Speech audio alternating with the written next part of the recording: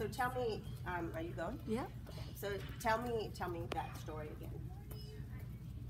Oh, well, I work closely with our instructional coach because I'm a team leader, and I bounce ideas off her. I ask her questions, and she came to me one day and she told me, the principal told me this about you, that you have really improved your teaching this year. And I said to her, it's because I'm going to these kindergarten workshops, and I'm finally feeling the freedom to do what I need to do to help the kids in the classroom.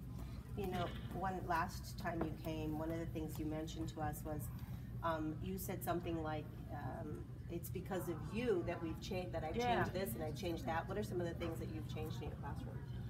I have a writing center, although I need to make more changes to it, as I have little boys that would just love to sit and draw all day. And I have to make them a connection between their picture and writing. Yeah, absolutely. I have to do that. I had puppets from years ago, and I pulled them out and I've made new ones. And then one of the STEM guys in our school is an artist, so he made me stages out of box tops. Oh, that's awesome. He painted them. I have floodlights. Wow. I have curtains. Wow. And then again, I had to put the puppets away because I just threw them out there. Now we're going to go back and we're going to reintroduce them and say, this is what we do with puppets. Right. Especially puppets, because I think sometimes what happens with puppets is they can become aggressive play, and so that has to be intentional. Yes, when you have lots of little boys. Yeah.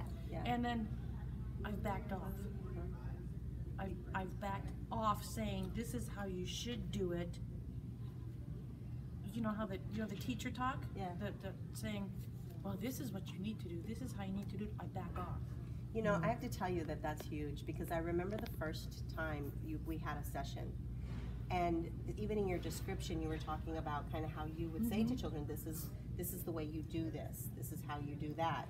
And I think it's been such a huge revelation, I guess, and because now I hear you talk about just being a careful observer, to give them opportunity and then watch to see what they do. That's huge. Because we've started doing word problems in math. I mean, not easy ones, like how many feet, there's 12 people, how many feet are there? Right. Yeah. And so when the kids sit and look at me, then I might scaffold a little bit and show them how to organize. Right. Yep. But after that, I'm done. Yeah, which is your role as a teacher, is to see where they're at and extend their learning. But I'm at that table. That's awesome. In case somebody struggles. Yeah, that is awesome. And you ought to see all the word problems we've done. How many feet, how many eyes, how many legs, and now we're going to do how many chicks. That's very cool. I took a poem and I took the answer out of the poem. They have to put the answer back in the poem, but they have to draw the number of chicks. Yeah. So that visual representation, I think it's one of the things we're talking about at this conference is, you know, how do we get children to see lots of different ways to the answer? I think many of us didn't have that opportunity. We learned this is the set pattern. Instead, what you're really doing is building that foundation that I think is going to really serve them best. And it's so funny, we teach phonemic segmentation, you know, with the fingers. Right. And I have kids, I have a word center now where it's in plastic, so they just have to write the word and then they can erase it and do it again.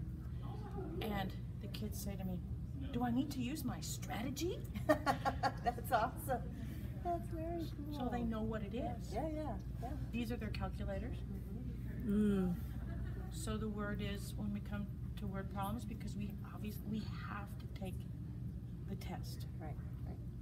So it is prepping them to say, okay, use your strategies, use your calculators. Yeah. You know, it's what we say to teachers all the time here.